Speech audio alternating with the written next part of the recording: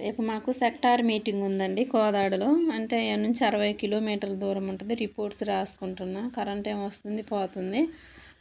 అయితే ఇక్కడ కూర్చొని బయట కొంచెం కనబడేటట్టు రాస్తుంటే మా పిల్లి వచ్చి నా దగ్గర పండుకుంది అన్నట్టు. అయితే కోదాడ 60 కిలోమీటర్లు ఉంటుంది. బస్సుకి 8 గంటల బస్సుకు పోవాల్సి ఉంటుంది మేము. ఫస్ట్ బస్ అదే ఉంటుంది, 8ంటికి వస్తుంది. ఆటోలు ఏమి ఉండవు. అయితే అక్కడ మీటింగ్, సెక్టార్ మీటింగ్ అంటే ఈ నెల మొత్తం రిపోర్ట్స్ అనేవి ఇవ్వటం జరుగుతుంది మేము. ఈ నెల మొత్తం రిపోర్ట్స్ అంటే బాలామృతం పిల్లలు పిండి ప్యాకెట్లు ఎన్ని పంచినాం, ఎగ్స్ ఇవన్నీ, ప్రీ స్కూల్ పిల్లలు ఎంతమంది వచ్చారు, వాళ్ళకి ఫుడ్ ఎంత అయ్యిందనేది ఖర్చులు అన్నీ రేపు మేము అక్కడ ఇవ్వాల్సి ఉంటుంది. వచ్చే నెలకు మళ్ళీ ఎంత ఫుడ్ కావాలి ఏంది అనేది కూడా రాసి ఇవ్వాల్సి ఉంటుంది మేము.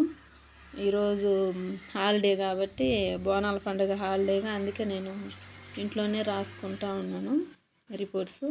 ఇంతలోకి మాకు మళ్ళీ బాలామృతం అవి వచ్చినాయని ఫోన్ వేసారు. అంగన్వాడీ బడి దగ్గరకు వచ్చిన సెలవు అని కూడా లేదండి. అదే ఊరన్నా పోయినట్టయితే అట్టుంటుంది. సెలవు రోజు కూడా వస్తాయి ఎంటీఎఫ్ కానీ ఇవి స్నాక్స్ ఇవి తీసుకోవాలి, వచ్చి తంబేయాలి. మళ్ళీ వేరే వాళ్ళని ఎవరైనా దింపమన్నానా తంబేయాలి, మేమే తంబేయాలి. ఆయమ్మ లీవ్లో ఉంది. మాకు ఈరోజు ఫంక్షన్ ఉండి కూడా నేను ఫంక్షన్కి వెళ్ళలేదు. ఇక్కడ వచ్చేసి రికార్డులో పిల్లల పేర్లు అనేవి రాసి 7 నెలల నుండి 3 సంవత్సరాల పిల్లల వరకు బాలామృతం ప్యాకెట్ ఇచ్చే వాళ్ళ పేర్లు ఇవి. అయితే అమ్మాయిలు ఒక పేజీలో, అబ్బాయి ఒక పేజీలో ఉంటుంది. వీళ్ళు ఎంతమంది ఉన్నారు అనేది వీళ్ళని క్యాస్ట్ వైజ్ రేపు మేము అక్కడ రాయాల్సి ఉంటుంది. ఈ పిల్లలందరినీ ఏజ్ వైజ్గా క్యాస్ట్ వైజ్ ఏ క్యాస్ట్లో ఎంతమంది ఉన్నారు అనేది రాయాలి. అలాగే ఇటు వచ్చేసి తల్లుల సంతకం ఇక్కడ క్యాస్ట్ వైజ్ వేసి ఉంచిన.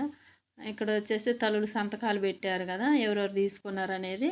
ఒకవేళ ఎవరన్నా ఒక్కళ్ళిద్దరు తీసుకోకపోయినా నెక్స్ట్ మంత్ మట్టికి మళ్ళీ అడిగినా అవి ఇవి తీసుకుంటారండి.